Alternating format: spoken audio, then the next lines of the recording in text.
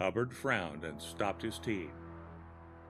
"You better get away from there," he growled, "or you'll fall into the well." The girl glanced at him impishly. "You and Mrs. Hubbard don't speak to each other, do you?" Hubbard's face went black. His whip sprang out and caught the girl around the legs. She yelped and ran. An eighth of a mile further along the road, Hubbard turned in and drove his team to a big barn. He fed his stock. It was after 6 when he entered the house. This was a structure that, by comparison with the gigantic barn in the rear, seemed pygmy-like.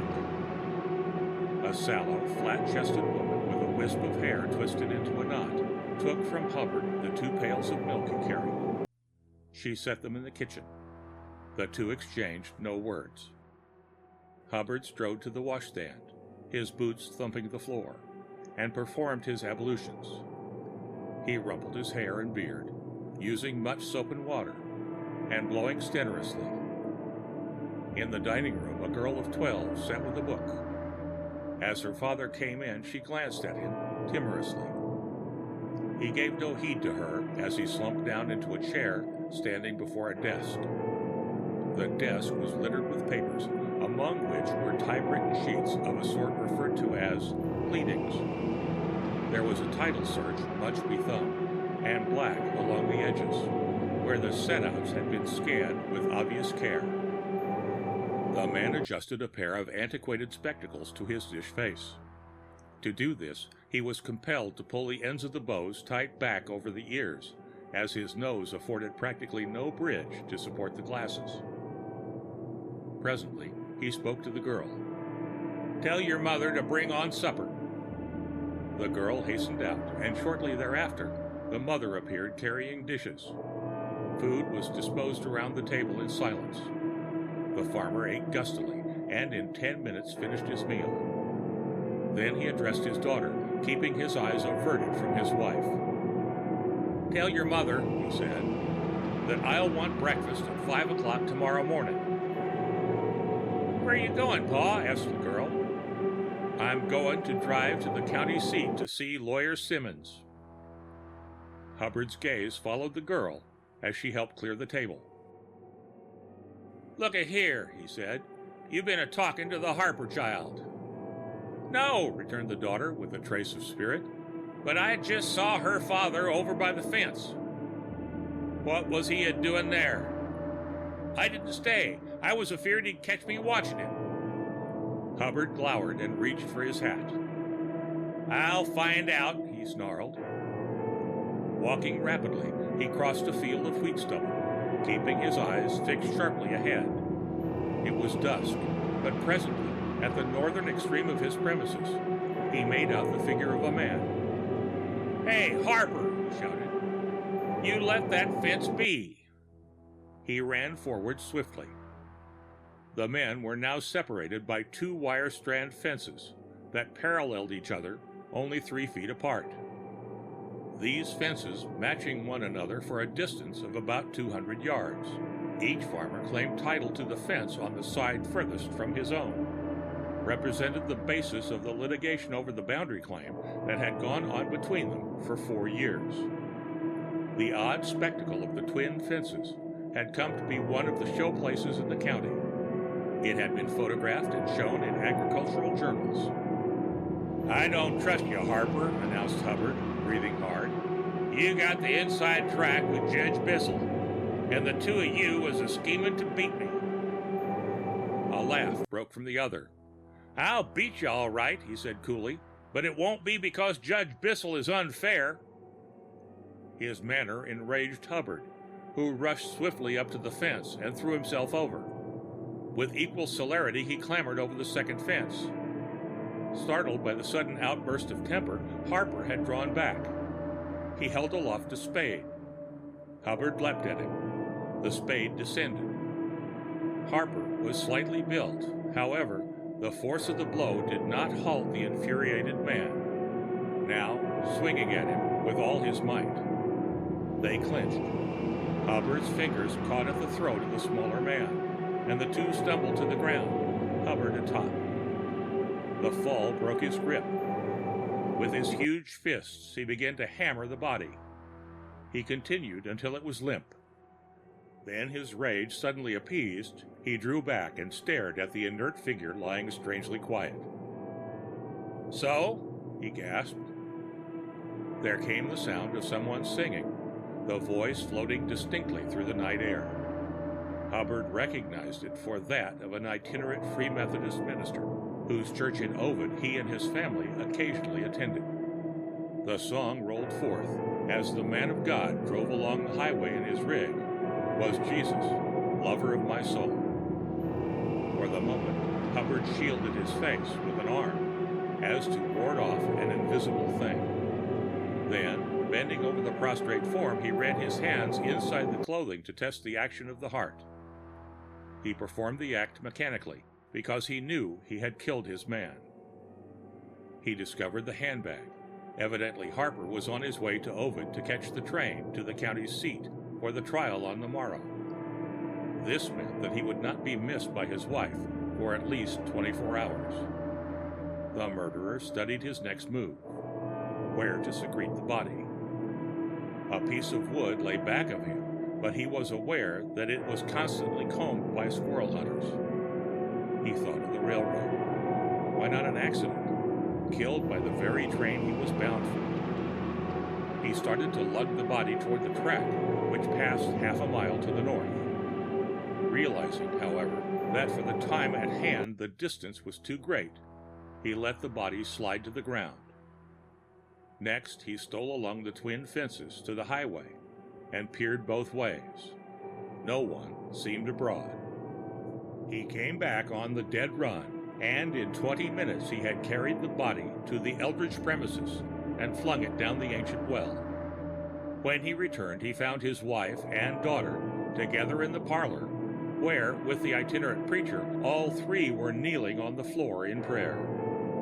Hubbard unceremoniously nudged the clergyman. "That'll do," he said. The minister rose, his tall, lanky frame towering over Hubbard. "Brother," he began in a baritone voice, "come with the Lord." "Yes, I know," returned Hubbard, with the patience that surprised his wife. "But I've got something to talk over with my family." He paused. "Here," he added, feeling in his pocket and producing a small coin. "Take this and go." When the preacher had left, Hubbard called to his daughter. "Harper was gone when I got over to the fence." "What kept you so long?" "I walked over to the woods. There's a nest of coons. They're going to play havoc with the corn." He smiled unnaturally. "Look-a here, if we catch 'em, I'll give you the money their pelts bring." Hubbard divined that his acting was poor. Both the girl and his wife were frankly regarding him. "Well," he shouted, "what's the matter with you?" "Oh, nothing, Pa, nothing," whimpered the girl. "Then go to bed, the two of you."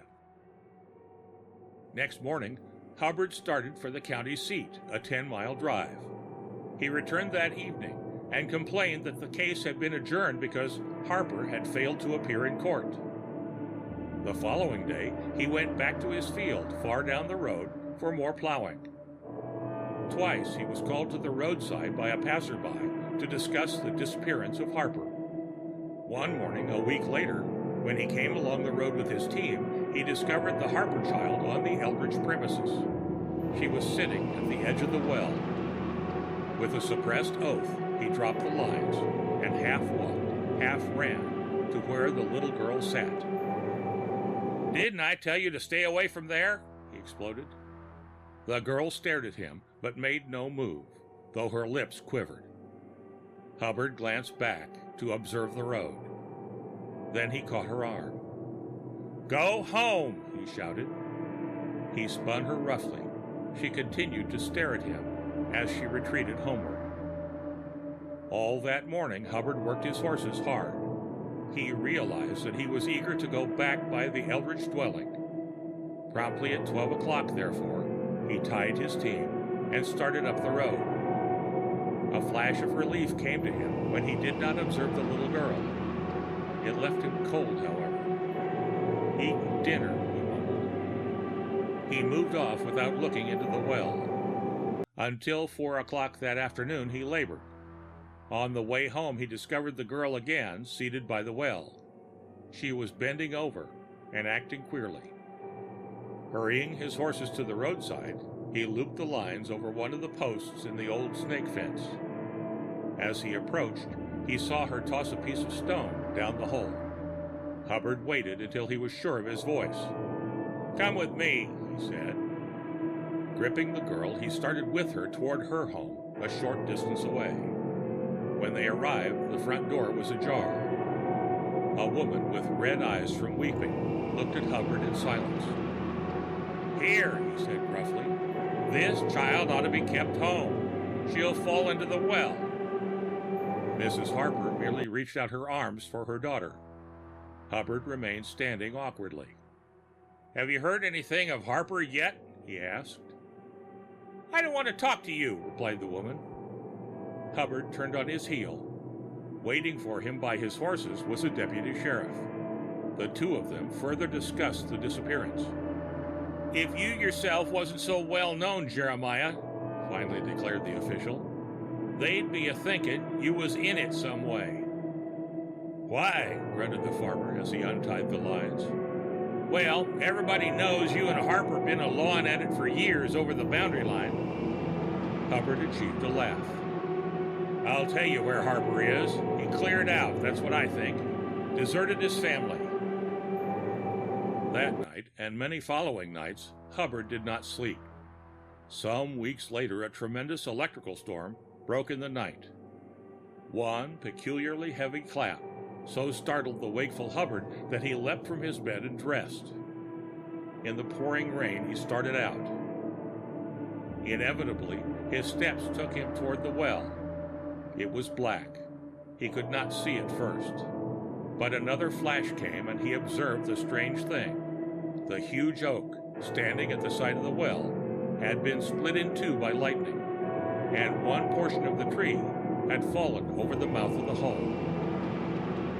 The next morning, Simpson, the man with the Tin Lizzie, stopped at Hubbard's place. He was a blunt-spoken, red-faced man whom Hubbard hated. "That was a bad storm last night," he said. "The lightning struck the big oak tree by the well." "What of it?" snapped Hubbard. "There was a skeleton in the center of that tree," explained Simpson. "I was talking this morning with the sheriff over the telephone. He said 75 years ago a man was murdered in Ovid, and they never found his body. This skeleton must be his." Hubbard cleared his throat sharply. "What did you do with it?" "The skull and one of the leg bones fell down into the well when I tried to gather them up. I want to borrow some rope so I can climb down in there." For a bare second, Hubbard was silent. "What you ought to do," he said, gathering himself, "is to fill up that hole. It's dangerous." "Yeah, that's so, but I'm gonna get the skull first. It'll be a good exhibit. I'm wondering whether we'll ever find Harper's skeleton." "Wait a moment," said Hubbard huskily, starting for the barn. "I'll get some rope and help you." The two returned to the Eldridge farm. They found there the dead man's child. She had perched herself on the fallen tree. "Damn fool," muttered Hubbard. "Her mother letting her play around here." A pulley was rigged over the branch and the rope inserted with a board for a rest. "I'll go down," vouchsafed Hubbard. Simpson looked his surprise as he assented.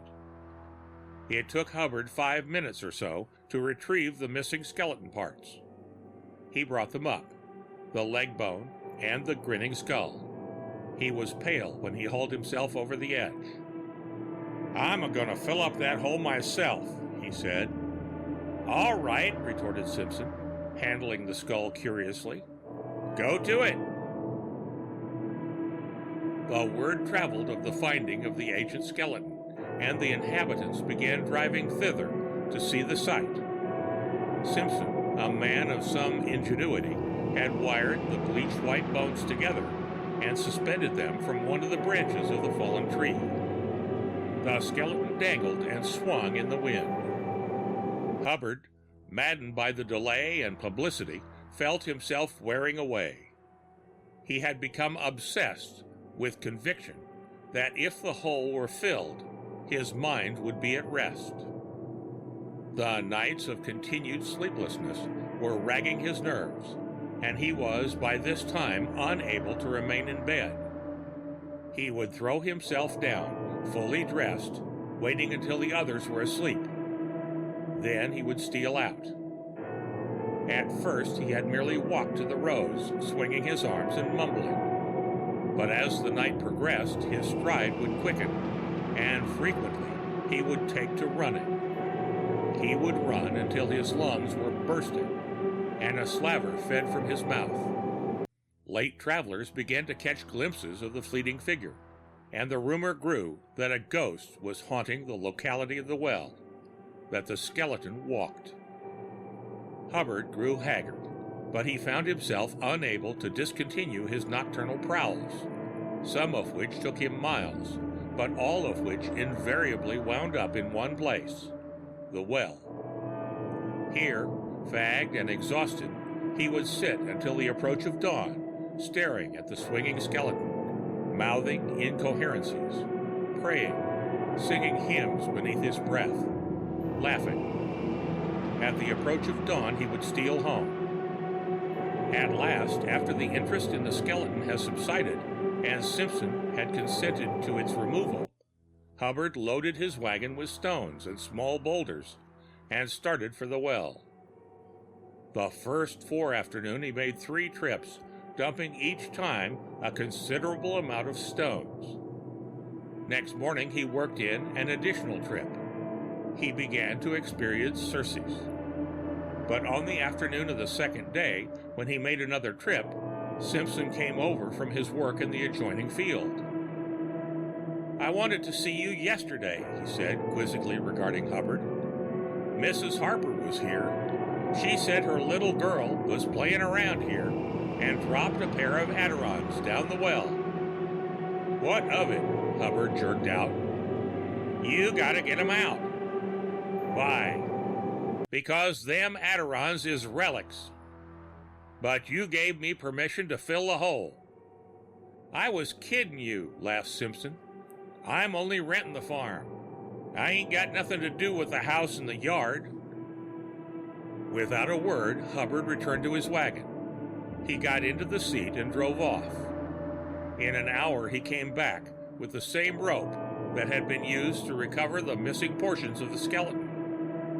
Also, he brought with him a farm laborer who did occasional work for him. Simpson regarded Hubbard amusingly as the latter adjusted once more the pulley, arranged the bucket, and then hitched his team to the end of the rope. Patiently, bucketful by bucketful, the stones were elevated and dumped. Down below in the black interior, Hubbard labored for an hour. At 6 o'clock, he had not found the Adirons. Twice, he had been compelled to come up for fresh air. His last trip left him so white-faced and weak, he was forced to go home. That night, he resorted to sleeping powders, but he lay and tossed, wide-eyed through the dark hours. Sometime after midnight, he got up. A light was still burning in his wife's room, and, tiptoeing down the hall, he paused at her door. In low voices, the mother and daughter were conversing. To his heated imagination, it seemed certain they were talking of Harper's disappearance. Mumbling to himself, he left the house. He ran down the lane to the highway and along this until he came to the Eldridge place. He determined not to stop and succeeded in running by like a frightened animal. His gait accelerated. It was one best described as scurrying, as he ran crouched and low. He thought he saw someone approaching. This turned him. Back he fled with the speed of the wind. Drawn by an irresistible force, he made straight for the Eldridge pathway. He came to the well, the entrance of which gaped at him. For a moment he stood with eyes wide open, staring into the black depths. Then, screaming, he plunged in head first.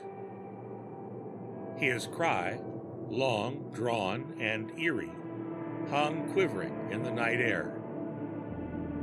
In the Hubbard home, a quarter of a mile away, the mother and daughter heard it. The two listened with palpitating hearts. They caught one another's hand. In a hoarse whisper, the mother exclaimed, "What's that?" The end of The Well by Julian Kilmer.